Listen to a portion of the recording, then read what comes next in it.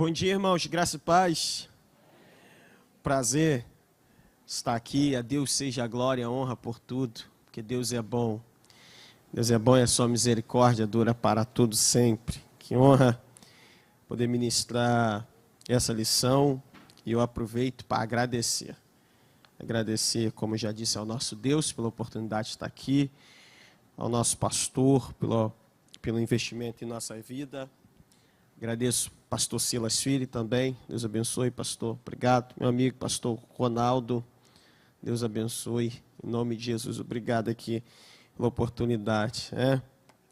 Eu cheguei aqui, estava falando aqui, estava vendo um vídeo sobre EBD, eu cheguei aqui nessa igreja, eu tinha 15 anos de idade e me batizei lá no 1191 ainda, eu fiz 18 semana passada, E desde sempre tenho estado aqui na escola dominical e essa escola dominical tem abençoado muitíssimo a minha vida e eu tenho certeza que tem abençoado a tua também. Bom, nós vamos para a lição de número 11. Vamos para a lição de número 11. Isso, já está aí. O caminho do santuário. Deixa eu só me organizar aqui, Para algumas coisas eu sou meio analógico,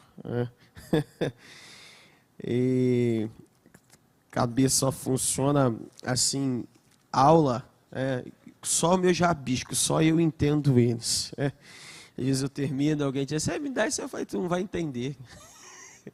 Só eu faço as setas, vira para lá, só eu entendo os rabiscos que eu coloco aqui, tá ok? Então vamos lá, lição de número 11, já foi lida aqui o texto bíblico básico em Hebreus 10, tá ok? Vamos lá, tem aqui um cabra feio ali, sou eu, tá ok? Naquela foto ali eu acho que eu tinha 19, Vamos lá, o texto bíblico já foi. Pronto, deixa eu voltar aqui um pouquinho. Também já lemos aqui o textuário. Vamos direto aqui ao nosso palavra introdutória. Não está ainda aqui. Deu um bug aqui. Se o pessoal da mídia conseguir passar, coloca aí para mim, por gentileza, direto aí no comentário. Não, voltou. Para adiantar. Não, está voltando.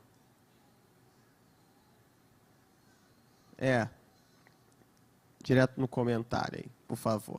Enquanto eles colocam, vamos lendo aqui o comentário. Tá ok? Para facilitar, de algum... Aí, foi. Obrigado. Eu passei aqui mais um. Pronto. Assim como Levítico 16... é o grande capítulo da expiação do Antigo Testamento.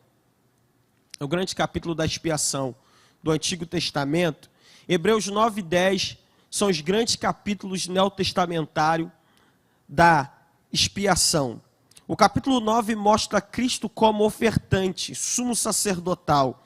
E o capítulo 10 mostra-o como a oferta sacrificial. Então, eu já quero começar aqui nessa lição...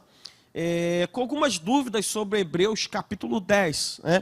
Quando você pega o texto de Hebreus capítulo 10 que foi lido, se você voltar aí na sua revista, lá na revista, ele está citando o Salmo 40. Abre lá Hebreus capítulo 10, rapidinho, só o versículo de número 5 vai nos adiantar muito, que diz assim, pelo que entrando no mundo diz, sacrifício e oferta não quiseste, mas corpo me preparaste. Vê se não está escrito isso aí no verso 5. Então aqui nós temos um primeiro dilema aqui para nós dirimir, é que quando você vai lá no Salmo de número 40, agora vai no Salmo 40, que é de onde está sendo tirada essa expressão. Salmo 40. Veja, aqui em Hebreus diz, mas corpo me preparaste. Agora, o Salmo de número 40, que de onde está sendo a expressão tirada, no verso 6, diz assim, sacrifício e oferta não quiseste, os meus ouvidos abriste. Então observa aqui, Hebreus capítulo 10, ele diz que sacrifício e oferta não quiseste, corpo me preparaste.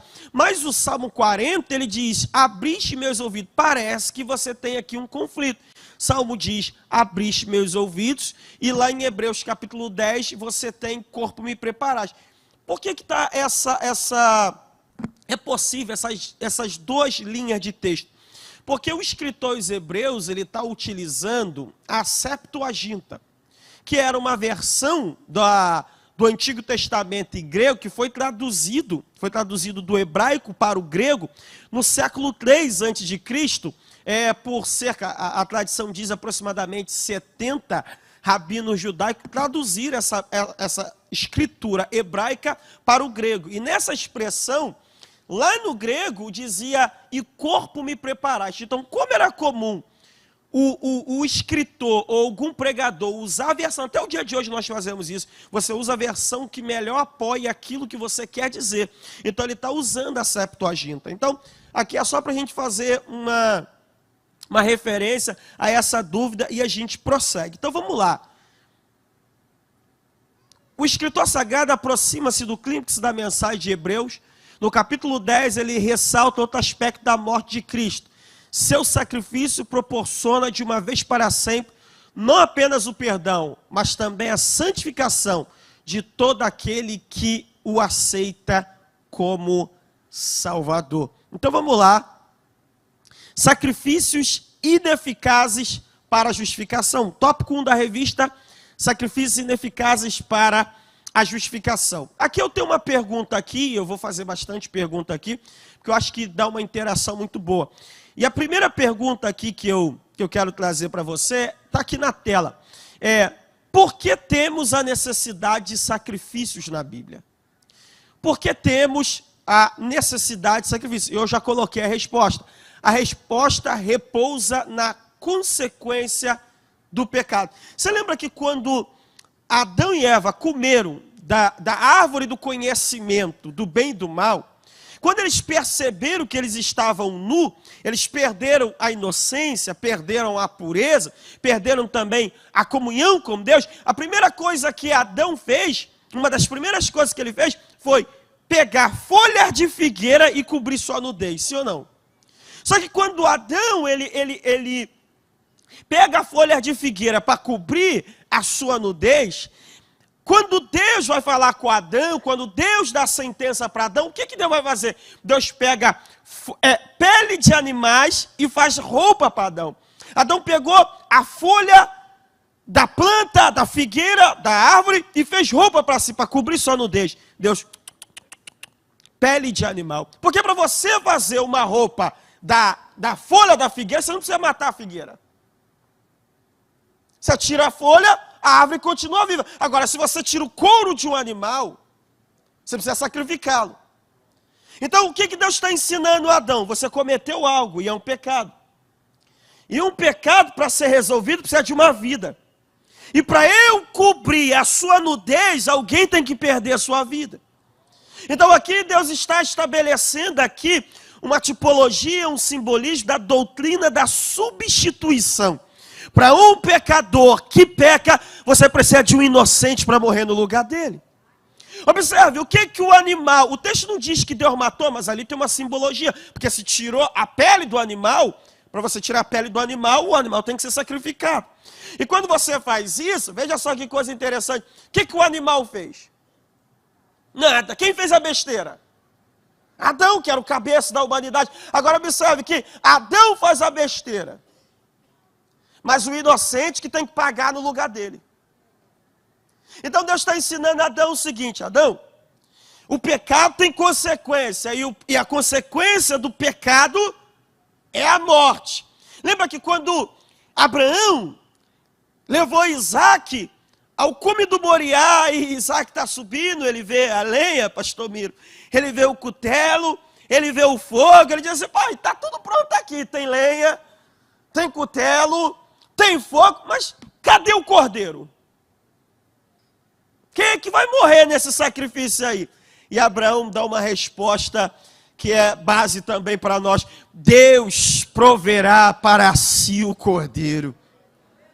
E graças a Deus que Deus proveu, porque quando João vê Jesus vindo para ser batizado, ele diz: eis o Cordeiro de Deus que tira o pecado do mundo. Aleluia. Você pode glorificar a Deus aí pelo Cordeiro imaculado, Jesus, que morreu em nosso lugar. Então veja só, por que nós precisamos de sacrifício, pastor? Porque toda vez que tem um pecado, você precisa de uma oferta. Agora, veja só, nos textos bíblicos da semana, subsídio para estudo diário, se você voltar na sua revista aí, ele está citando Levítico 16, do 20 ao 22. Quais são as consequências do pecado? Quais são as consequências do pecado para nós entrarmos aqui nesse tópico que são sacrifícios ineficazes para a justificação? Quais são as consequências do pecado? O sacerdote, no dia da expiação, uma vez por ano, Levítico 16, ele trazia dois bodes. Dentre muitos sacrifícios que ele fazia no dia da expiação, ele pegava dois bodes, ia comigo, dois bodes. Ele pegava o bode, o sumo sacerdote, uma vez por ano apenas isso, que ele podia entrar no lugar santíssimo. Ele botava a mão na cabeça daquele bode e confessava o pecado dele, o pecado da nação, o pecado de todo mundo. Botava a mão na cabeça do bode e confessava. Então o que ele está dizendo? Eu estou transferindo esse pecado para ele. E ele fazia, quantos bodes eu disse? 2. Um bode morria e o sangue era aspergido. E o outro bode, o que ele fazia? Ele pegava por um homem, aquele bode, tirava o bode do santuário. Tirava o bode de onde? Do santuário. Depois de sair do santuário, de onde o bode vai sair? Da cidade. Então vai sair da comunhão com Deus e da comunhão com os homens.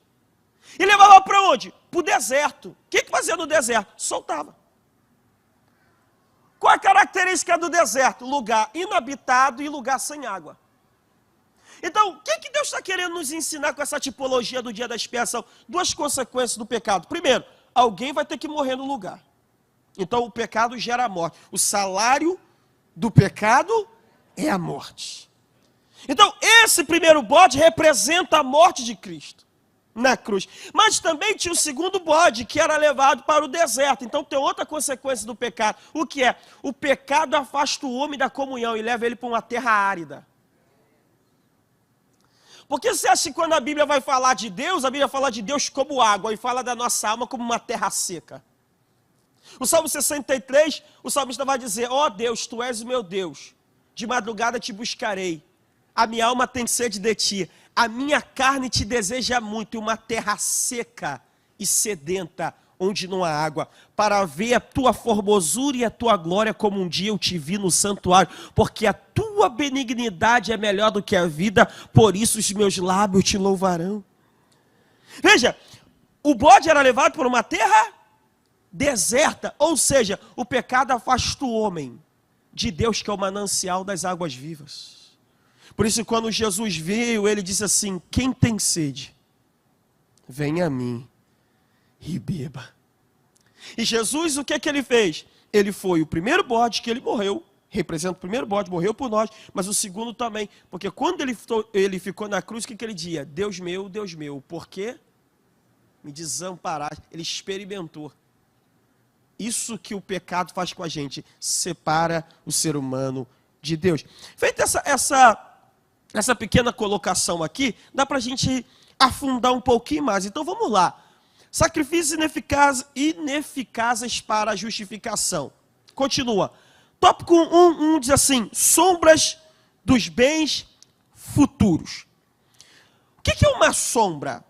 Você pode ler comigo? Diz assim: uma sombra é formada pela ausência de luz. Primeiro, sombra é formada pela ausência de luz, proporcionada pela existência de um obstáculo. Veja, Hebreus 10:1 é o textuário, não precisa nem abrir a Bíblia. Diz assim: porque tendo a lei a sombra dos bens futuros. Então, o que é a sombra? A sombra é nada mais, nada menos do que a ausência parcial de luz. Então veja só, ausência parcial de luz. Você sabe que luz na Bíblia aponta para revelação. Então, se luz aponta para revelação, quando a Bíblia está dizendo que aquilo no Antigo Testamento era sombra, então era algo que Deus não revelou completamente. Ele está dando uma ideia, porque revelação é luz. Daniel 2, versículo 22 diz assim: ele conhece o profundo e o escondido, conhece o que está em trevas e com ele mora a luz. Salmo 36, versículo 9, pois em ti está o manancial da vida, na tua luz veremos a luz. Tiago 1,17 diz, todo dom perfeito vem descendo do alto do Pai das luzes, em quem não há mudança nem sombra de variação. Então luz fala de revelação. Então os sacrifícios do Antigo Testamento, eles eram sombra, eles apontavam para algo maior. Segundo, a sombra também é proporcionada pela existência de um obstáculo. E aí nós temos aqui, qual é o obstáculo para nós entender o símbolo do Antigo Testamento? Diga comigo, o tempo. Por quê, pastor?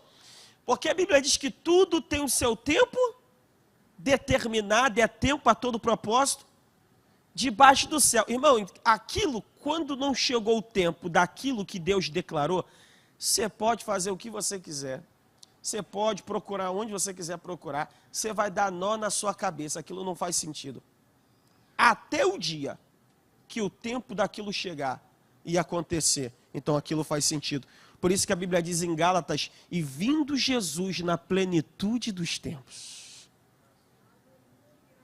Por isso que os profetas, eles falavam, mas eles não conseguiam compreender plenamente, porque o tempo daquilo não tinha chegado. Agora diz assim comigo, sombra, ela serve para prover informações.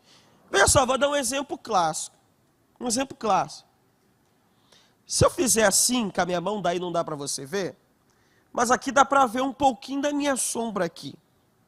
Pela sombra, você sabe que isso aqui não é um cachorro. Você sabe que isso aqui não é um peixe. Porque a sombra faz um formato de quê? De mão. Mas pela sombra, você não sabe que cor é a mão. Pela sombra, você não sabe se tem aliança no dedo, se tem anel no dedo ou não. Então a sombra, ela te dá uma ideia mais ou menos do que seja, mas não exatidão das coisas. Então a sombra, ela servia o seguinte, era Deus dizendo para o povo, ó, é mais ou menos isso aqui, mas não dá para revelar tudo agora. Então sombra. Mas em Jesus, Colossenses 1,15 diz que ele é a imagem exata. O qual é a imagem do Deus invisível, o primogênito de toda a criação, porque nele foram criadas todas as coisas, que há nos céus e na terra, visíveis e invisíveis, sejam tronos, sejam dominações, sejam principados, sejam potestades, tudo foi criado por ele e para ele. Jesus é a imagem desse Deus invisível, então Jesus é a concretização de tudo aquilo que o Antigo Testamento só mostrava como sombra. Eu gosto de uma coisa interessante na Bíblia, é que Jesus é a imagem do Deus invisível, isto é, Deus não pode ser visto. Então, como Deus não pode ser visto, 1 Timóteo capítulo 6, aquele que só ele tem a imortalidade, que habita em luz inacessível, qual nenhum dos homens viu, nem pode ver. Isto é, Deus tem um atributo que se chama invisibilidade, Deus não pode ser visto. Então, como Deus não pode ser visto, Deus se tornou homem, na pessoa de Jesus, o Deus invisível é visto. Aí um dia, Jesus está andando na terra, e aí Jesus diz assim, ó, eu sou o caminho, a verdade e a vida. Ninguém vê o Pai, senão por mim. Aí Felipe não estava na EBD, não era criado da EBD, ficou meio distraído. Falou, gente, mostra-nos o Pai, é o que nos basta. Aí Jesus olhou para ele, tu faltou a escola dominical?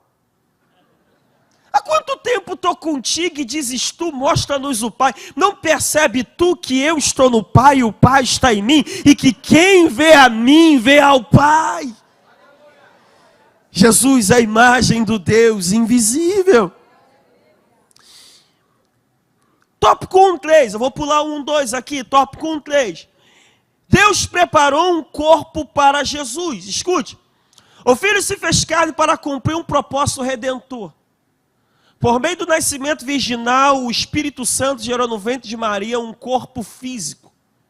Jesus, que se tornaria o instrumento de sacrifício. Eu destaquei ali um verbo ali. Qual o verbo ali que está destacado, hein? O verbo gerar. Veja, por que eu destaquei isso? Deus preparou um corpo para Jesus. Então, vai aqui algumas coisas. Gerou. Deus tem alguns tipos de filho. Alguns tipos de filhos. Os anjos são filhos de Deus por criação. Israel é filho de Deus por eleição. Nós crentes somos filhos de Deus por adoção. Paulo diz em Gálatas que nós recebemos o espírito de adoção. E Jesus? Que característica de filho de Deus Jesus é? Jesus é filho de Deus por geração.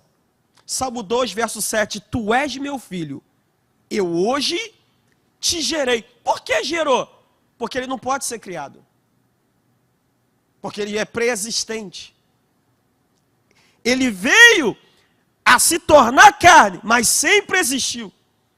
Por isso, quando Jesus está conversando com os judeus e está discutindo sobre Abraão, ele diz, rapaz, você não tem 40 anos, como é que você viu Abraão? Os judeus ficam doidos com Jesus, e Jesus responde, antes que Abraão existisse, eu sou. Ele é o verbo vivo que sempre existiu, sempre existirá. Jesus Cristo é o mesmo ontem, hoje e o será eternamente. Veja que Isaías capítulo 9 tem um detalhe interessante. Porque um menino nos nasceu, um filho se nos deu. Observe que o profeta ele faz uma distinção. Porque um menino nasceu, como menino ele nasce. Porque se tornou homem. E o filho se nos deu, porque existe desde a eternidade. O Deus Filho sempre existiu, nunca deixará de existir. Agora, escute isso aqui. Por que Deus preparou um corpo para Jesus? Você pode repetir isso? Porque Deus preparou um corpo para Jesus. É o que nós lemos lá em Hebreus 10, citando o Salmo 40. Sacrifício e oferta não quiseste, mas corpo me preparaste. Por que Deus tornou-se homem? Por que Deus tornou-se homem? Número 1. O primeiro propósito de Deus preparar um corpo para Jesus é que Jesus tinha que ser sacerdote. E, na verdade, sumo sacerdote. E todo sumo sacerdote, você estudou aqui durante o trimestre, que ele representa os homens diante de Deus. E como ele vai representar os homens diante de Deus, ele tem que ter as mesmas fraquezas, para que ele possa se compadecer, interceder. Então, se Jesus é apenas Deus, ele não pode dizer que sentiu sede, sentiu fome. Minha mãe, quando traziam criança para ela orar, o meu filho, ou meu sobrinho, alguém em casa, vó, ora aqui pro fulano tá ruim, tá resfriado e tal, tá com a tosse. Minha mãe pegava a criança, eu cresci vendo minha mãe fazendo isso. Depois que eu fui entender de onde ela tirou aquilo, e como é que Deus deu essa sabedoria, ela pegava a criança e dizia assim, Jesus, tu foi criança, Senhor, como essa criança é uma criança. Tu sabes o que ela está sentindo. Por que Jesus ele pode interceder por nós? Porque como sumo sacerdote, ele teve as mesmas fraquezas. Sentiu fome, sentiu sede, sabe o que é dor, sabe o que é rejeição, sabe o que é ser abandonado. Um anjo não pode interceder por mim e por você, que anjo não sente fome, anjo não sente sede. Anjo não perde parente. Jesus sofreu tudo isso. Agora, vou te fazer uma pergunta, vou aproveitar que vou emendar algo que está aqui. Apocalipse capítulo 20 diz do juízo do grande trono branco. Sim ou não? Sim. E diz que está assentado um sobre o trono que da presença dele fugiram os céus e a terra. Sim ou não? Sim. Vou te fazer uma pergunta. Quem vai estar sentado nesse trono? Do grande trono branco. Quer uma resposta? Um homem.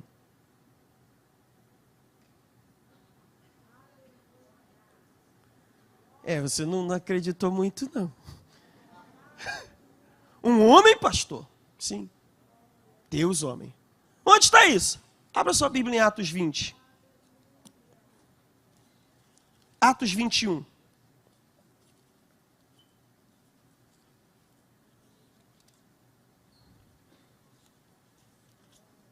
Vamos lá. Ou melhor, 17, é Paulo em Atenas. Desculpa, tá?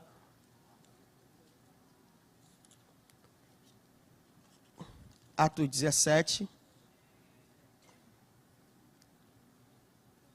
Versículo 31. Diz assim, porquanto tem determinado um dia em que com justiça há de julgar o mundo por meio de um, noutra versão de um homem, que destinou, isso deu certeza a todos, ressuscitando dos mortos. Olha aqui para mim, Deus é estratégico demais, inteligente demais. Deus é justo, sim ou não? Deus é correto, sim ou não? Sim. Deus sendo justo, Deus sendo correto. Escute isso. Se ele está sentado no juízo final, no trono. Fulano, vem cá. Você fez isso. Está condenado ao inferno. Deus é justo? Tá. Mas a gente ia dizer, Senhor, o Senhor nunca foi traído. Você nunca foi cuspido. Nunca mentiram sobre você. Nunca te faltou nada. O Senhor sempre foi Deus. Só que quem vai estar sentado no trono? Deus homem. Vem você, mas me traíram também, eu fui fiel. Mas me venderam também, eu fui fiel. Mas eu tive fome também, nem por isso desobedeci. Mas inventaram um monte de coisa. Adão fracassou no paraíso e eu venci no deserto. Não tem desculpa. Eu, como homem, venci. E sou um modelo de que é possível ser fiel a Deus. Deus vai colocar o Deus homem sentado no trono, para que nenhuma língua possa dizer nada para ele. Você vê como é que Deus liga as coisas nas Escrituras? Um homem, o verbo que se fez carne. Então por que Deus se fez homem? Diga comigo, para ser oferta. Ele é tanto o ofertante como a oferta. Por que Deus se fez homem? Porque que Cristo teve um corpo para ser substituição. Diga, substituição. Agora vamos lá, tópico 2. Sacrifício era um meio para se chegar a um fim maior. Então vamos lá. Sacrifício é um meio para alcançar um fim maior. Cristo obedeceu a Deus. Vamos continuar. O antigo concerto foi substituído pelo novo. Deixa eu só voltar aqui. Diga-se comigo, Cristo obedeceu a Deus. Abra sua Bíblia em Filipenses, capítulo 2.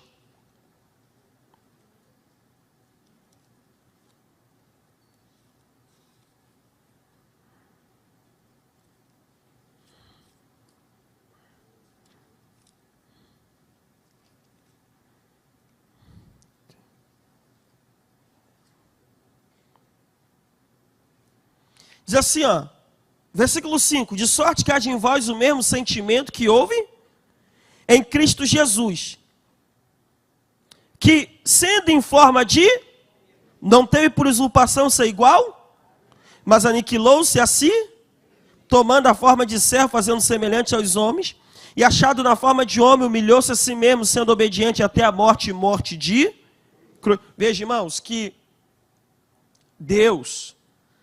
Aqui nesse texto, essa passagem é chamada de kenosis, ou isto é, esvaziamento. Veja só que coisa interessante. O capítulo de número 2 da lição está falando de sacrifício apontava para algo maior. E veja só, o que Deus queria? O que Deus queria? Deus não queria apenas que o homem realizasse vários sacrifícios. Deus queria que o homem o obedecesse. Deus queria que o homem o agradasse. E o que Jesus fez? Jesus agradou a Deus. Jesus apenas não cumpriu o ritual da lei. Jesus também, o que ele fez? Ele agradou a Deus. O que Jesus sempre dizia? Eu não vim para fazer a minha, mas a vontade daquele que me enviou. O discípulo, certa feita, veio trazer comida para ele, e ele disse assim: a minha comida e a minha bebida é fazer a vontade daquele que me enviou. Veja, esse Jesus que um dia, Deus, homem, Deus encarnado, um dia vai sentar no trono e vai nos julgar. Por que ele ganhou essa posição? Porque ele agradou o Pai, se submeteu plenamente, como nosso pastor diz aqui, obedeceu, se submeteu. Agora, veja só que coisa. O versículo 5 diz: de sorte que haja em vós. Ele é o modelo. Diga comigo, meu modelo. Agora, a expressão aqui diz assim, que ele esvaziou-se a si mesmo. A palavra aqui é kenosis.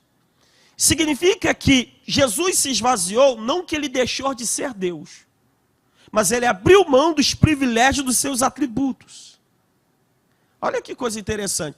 O Deus que sustenta o universo, agora vai ficar dentro de um útero e vai ser sustentado por uma placenta.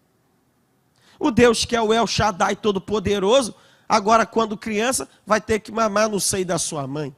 O Deus que preenche todo o universo, agora vai ficar confinado ao espaço de um útero. E como se isso fosse pouco, vem aqui na terra, passa por tudo isso, sobe até o Calvário e morre numa cruz por mim e por você. Ele esvaziou-se a si mesmo. E o ponto alto aqui, Paulo diz, e morte de cruz. A pergunta: por que é que Jesus morreu numa cruz? Se havia outro tipo de morte? A resposta é: porque a lei dizia, maldito todo aquele que for pendurado em um madeiro. Ele teve que carregar a maldição da lei sobre si. Agora, Paulo está escrevendo isso para os filipenses. E Filipos, abra sua Bíblia em Atos 16, versículo 12. Atos 16, versículo 12. Tem uma informação importante. Você vai ler aí. Filipos era uma colônia. Enquanto você está procurando, grave essa expressão. Filipos era uma colônia. E uma colônia, os cidadãos da colônia, eles tinham o status de cidadão romano, tinha privilégio de cidadão romano. Então, como privilégio de cidadão romano, eles não poderiam ser açoitados em público, sem condenação, não podiam ser presos, sem condenação, e muito menos podiam ser crucificados. Porque a crucificação era uma pena capital para os piores criminosos e guardada para quem não era romano. Lembra que quando foram açoitar o Paulo lá em Filipos, quando foi tirar ele da cadeia, ele falou assim: mas vocês me açoitaram sendo cidadão romano, não vou sair escondido não. Manda ele vir aqui e me tirar. Paulo está exigindo a cidadania dele. Então por que Paulo está citando isso para os filipenses? E morde de cruz. Ele está dizendo o seguinte, vocês não podem ser crucificados, porque vocês têm direito de cidadão romano. Mas aquele que é o Criador do universo foi crucificado por vocês. Aquele que domina tudo foi crucificado por vocês. Aí eu te faço uma pergunta: que amor é esse? Onde o autor da própria vida morre por nós, miseráveis, que merecíamos a morte. Só o amor de Jesus. Aí eu vou lembrar de um hino antigo que o pastor Zé Santos sempre cantava: ó, porque Jesus me ama. Eu não posso te explicar, mas a ti também te chama, pois deseja te salvar. Não há como, irmão, se você pegar a Bíblia, esfoliar e você procurar entender, porque Deus amou o mundo de tal maneira, que deu o seu Filho unigênito para que todo aquele que nele crê, não pereça, mas tenha vida eterna. Você crê nessa palavra? Você pode celebrar Deus com um aplauso aqui?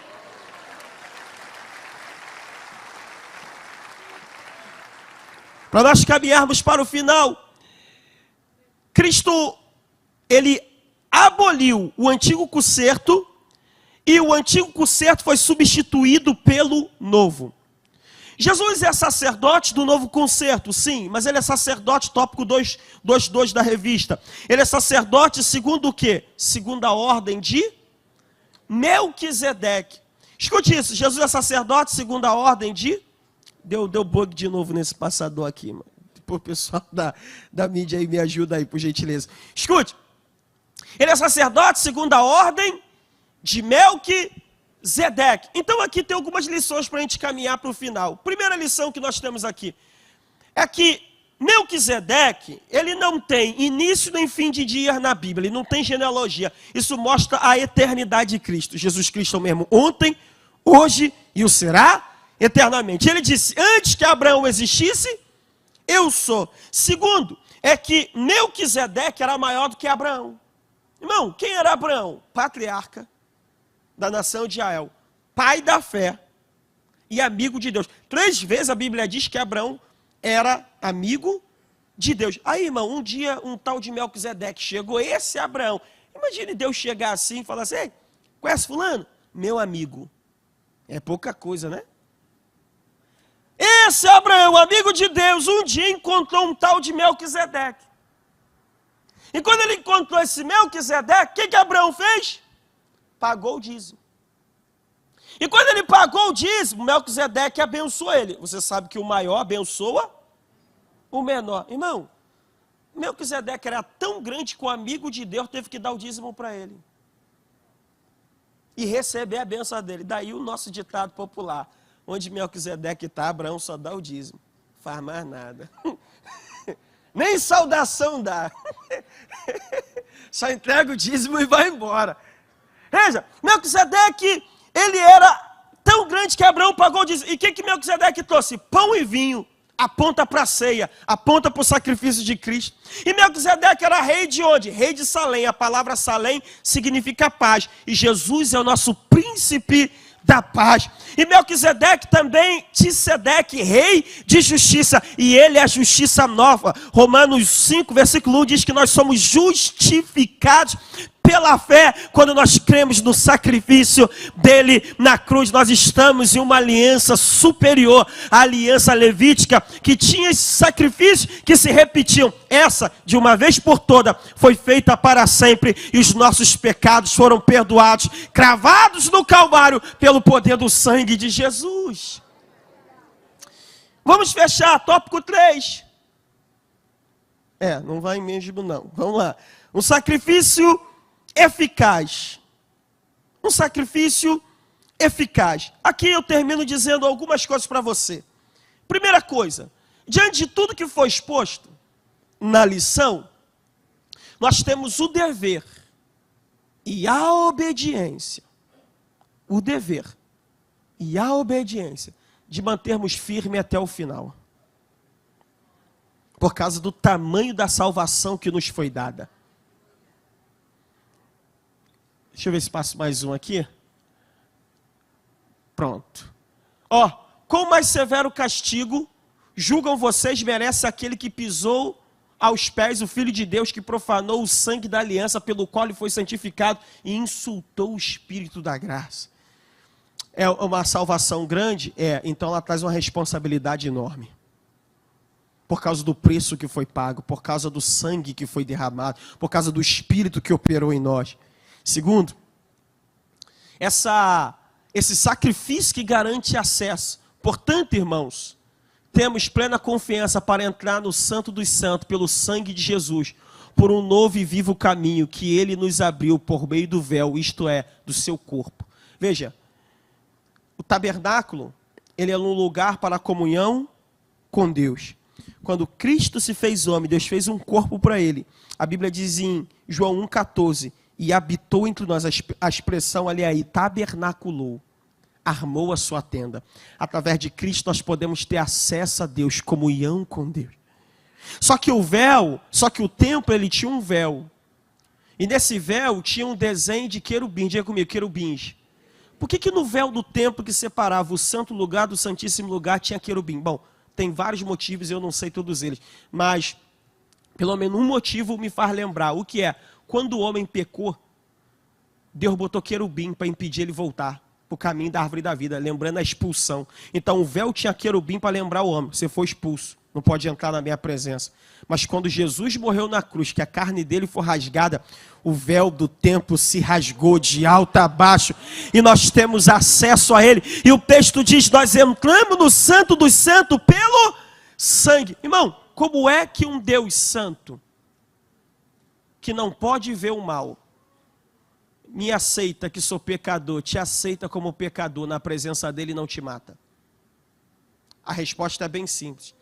É que quando Deus olha do céu para mim, quando ele olha do céu para você, olha, diz o texto, entrar no santo dos santos pelo sangue. Deus não olha para você.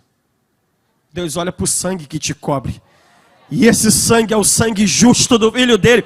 É o poder do sangue que nos purifica. É o poder do sangue que nos perdoa. É o poder do sangue que nos lava. É o poder do sangue, meu irmão, que nos justifica. Nós entramos na presença de Deus pelo poder do sangue. Deus te abençoe. Que essa lição fique no teu coração. Deus te guarde em nome de Jesus.